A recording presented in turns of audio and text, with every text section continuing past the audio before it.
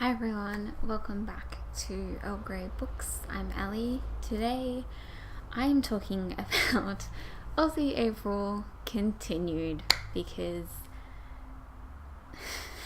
so Aussie April obviously happened in April and April is over and I didn't read nearly as many books as I wanted to, so I've decided to unofficially continue over probably the next few months to try and get through some of the Aussie books that I'm really excited for.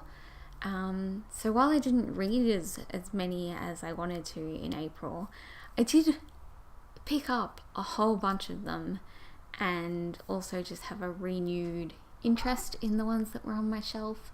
Here's Percy again. He's been in all of the last videos because he's just loving the attention today. He just wants all of it. Okay, so some of these we're going to move through kind of quickly because you've seen like half of them pretty recently in the last few videos, so I don't want to go on and on about ones that I've already talked about. So firstly, we have these four, which I mentioned in my last video. These are all from the library, so I'll be reading these in the next few, I guess, days by the time this video is up, if I haven't already finished them. This is Ladies, a Plate Please by Janice Spear. I don't know. Mateship with Birds by Carrie Tiffany. Nest by Inga Simpson. Ow, he's clawing into my knee, if you don't mind. No! Why? Why must you claw? He's like, I just need to make biscuits, Mum. I make biscuits, that's all. Okay, thanks. And this is an opening 12 Love Stories About Art by Stephanie Ruddock. Next one I mentioned in my book haul from Sydney Writers Festival. Yes, so this is Exploded View by Carrie Tiffany again. This is more short stories, so I have a cat fur in my eye. I'll be reading this one after I read Mateship with Birds, so I hope that I like her writing. I mentioned this one, oh god, this cat fur. I mentioned this one in my last minute goals for Aussie April, which I think I ended up finishing one of those books. So this is The Pearl Thief by Fiona McIntosh. So this one's kind of big, so I ran out of time to read it in the last 4 days of April, but yes, hopefully getting to this one soonish, I hope. And then the last four that I have are ones that I haven't talked about before. These are all, oh no they're not. 3 of them are new purchases and one of them I've owned for literal years. So we'll start with the one that is not connected to the others.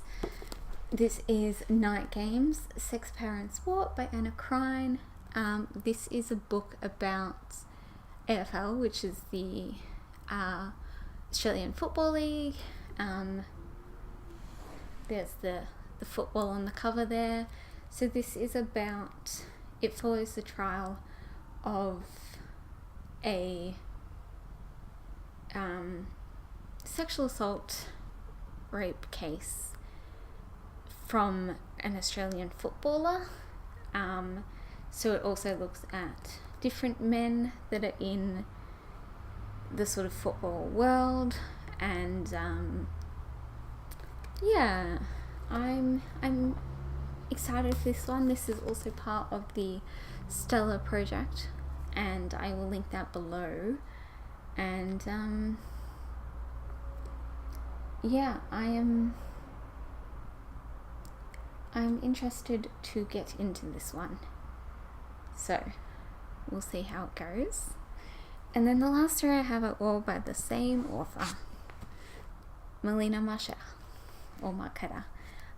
I've heard people say it both ways, so I'm not sure. So the one I've owned for like years and years and years is Looking for Ella Brandy. I already read this one maybe in like 2015 or something. It was a really long time ago. And I loved it, but yes, it's been a really long time. So I want to read it again. Fun fact, this used to be my brother's book. He had to read this for school one year, and I never had to read it for school, and that makes me really sad because I had to read terrible books at school. I wish I got to read something this good. So, looking forward to getting back into this one.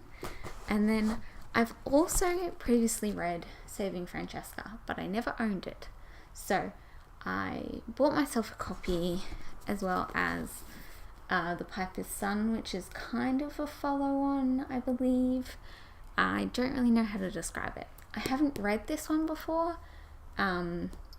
so it should be exciting. I don't know why I whispered that. That was kind of weird. I've kind of decided to revisit Melina Marchetta because her new book, The Place on Doll House, or something like that, something along those lines. It was the book of the month at my work last month, and one of my co-workers, the one who always recommends me books, I really enjoyed it, so I'm hoping that I will also really enjoy it. And yeah, I just wanted to reread some of her books before I got into that one.